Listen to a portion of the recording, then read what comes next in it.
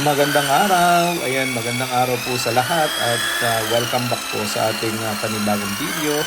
Ayan, so nandito po tayo ngayon at naglilinis ng ating sasakyan. Ayan, nagpapalis po tayo at napakatagal nang hindi napapalis ng ating sasakyan. So para manumbalik ang kanyang kintab ay atin pong nilagyan ng at mawala yung mga gasgas na konti ay atin pong nilagyan ng mga ng tikat at saka ng ng wax at natin pong pinalis. Ayan. So yan po ang ating ginagawa. Unang-una ginagawa natin yan kasi kung ibabayad natin ay napakamahal ng palis ng iyong sasakyan.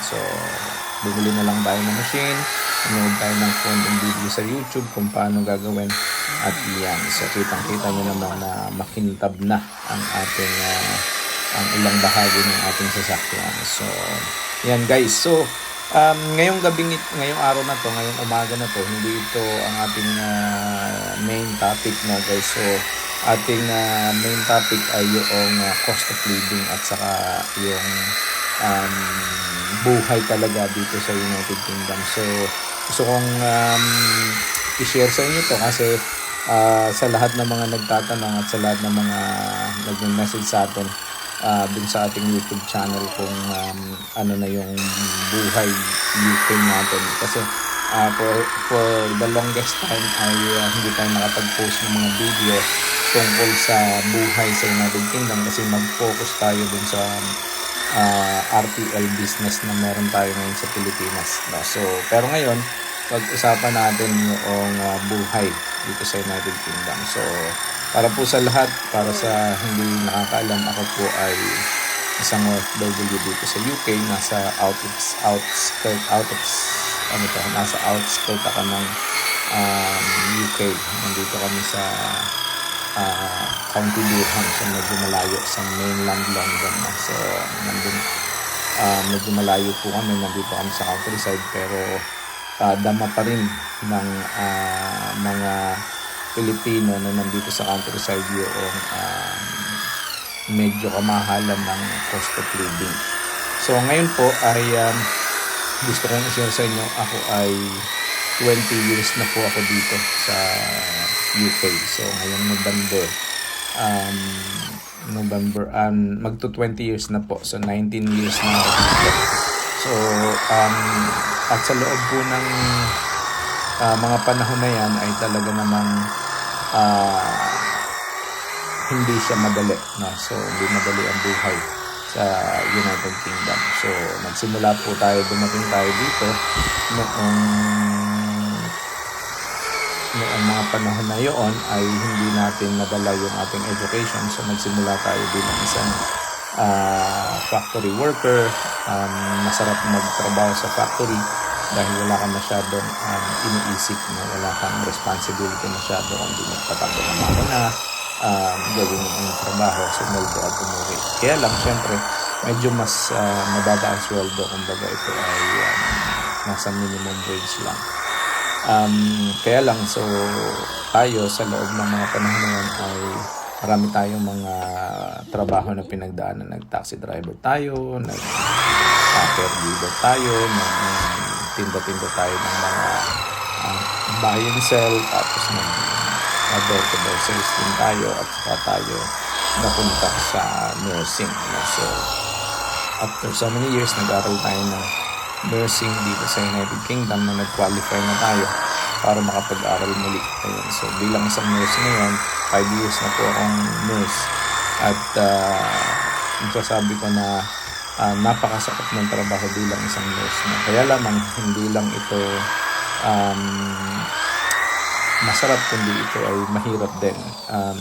Maririnig ninyo sa mga Pilipino o kahit sino siguro mga nurse na makausap ninyo ay hindi lamang masarap na trabaho, kundi mahirap din.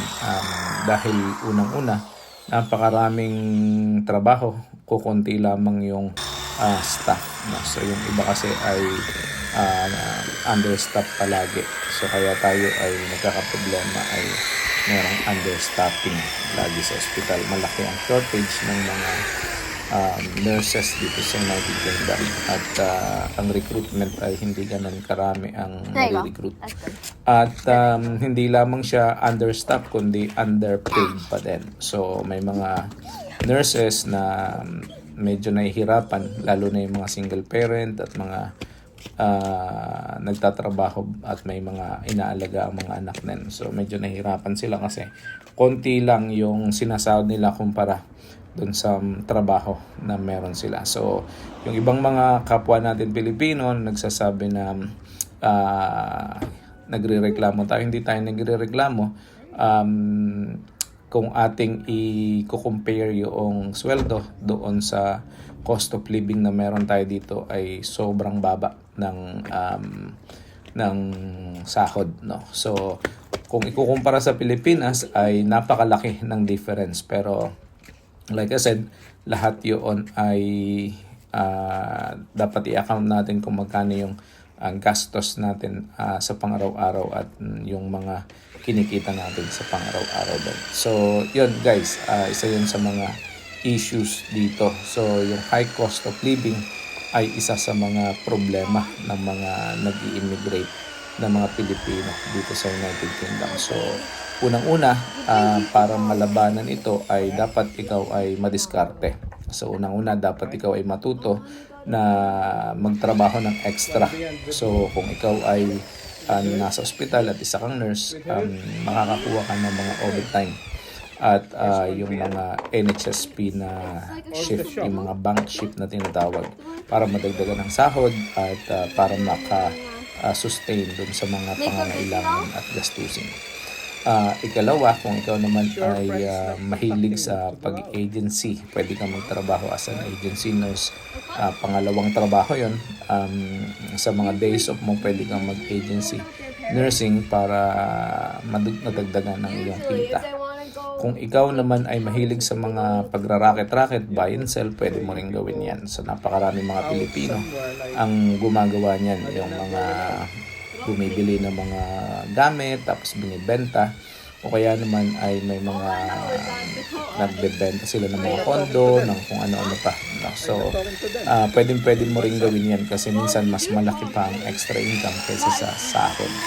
No, kung ikaw naman ay mahilig din na maggawa-gawa ng mga arts, mahilig ka sa photography, may mga skills ka, eto din ay pwede mong gamitin na extra income kung gusto mo na kumita ng mas marami o mas madagdagan pa yung kita mo para masustain yung iyong mga expenses dito sa United Kingdom. Kung ikaw naman ay hindi nurse, napakarami ding trabaho na available dito. Masipag ka lang, hindi ka pumipili ng trabaho, pwede. Kailangan nga lang, meron kang work permit o meron kang permission to work dito sa United Kingdom. No? So, hindi pwedeng magtrabaho ng walang permiso. No? Hindi pwedeng magtrabaho ng walang work permit. No? So, kung ikaw ay estudyante, allowed ka lang na magtrabaho dito sa United Kingdom sa loob ng 20 hours on top of what your school requires. No? So, yun. Kung ikaw naman ay asawa ng Briton, no? Pwede ka rin magtrabaho dito at syempre, nakadepende yun kung anong skills meron ka. No? So, yun dapat ay alam natin. At syempre, kung ikaw ay pupunta dito sa UK para guminhawa buhay, pwede naman. No? So, basta ikaw ay mahilig mag-ipon at ikaw ay maayos mag-manage ng pera, ay pwede naman. Pero kung gusto mo maging milyonaryo, hindi ka yayaman kung ikaw ay magtatrabaho lang dito. So, yun guys, kasi ang reality is mas mataas ang gastos kesa sa kita minsan. Kasi lahat dito ay babayaran mo, napakataas ng tax. No? May tax ka na sa sweldo, may tax ka pa sa bahay, may tax ka sa paggamit ng kalsada, may tax ka sa TV, may tax ka sa lahat ng binibili mong pagkain, may tax ka sa council tax mo, dun sa lahat na, halos lahat na lang ay may tax. dito sa United Kingdom. So, dapat pag-isipan mo rin kung gusto mong pumunta dito at magtrabaho. Kasi at the moment, maganda at attractive ang UK, pero hindi siya ganun talaga ka-attractive. No? So, sa mga may asawa, may mga anak, ay maganda din siguro itong puntahan. Pero bear in mind na medyo mahirap at mataas ang cost of living. Libre ang pag-aaral ng mga bata, libre ang pagpapa-hospital, at libre ang maraming mga bagay. So, yun lang. Maraming salamat. God bless. See you all later.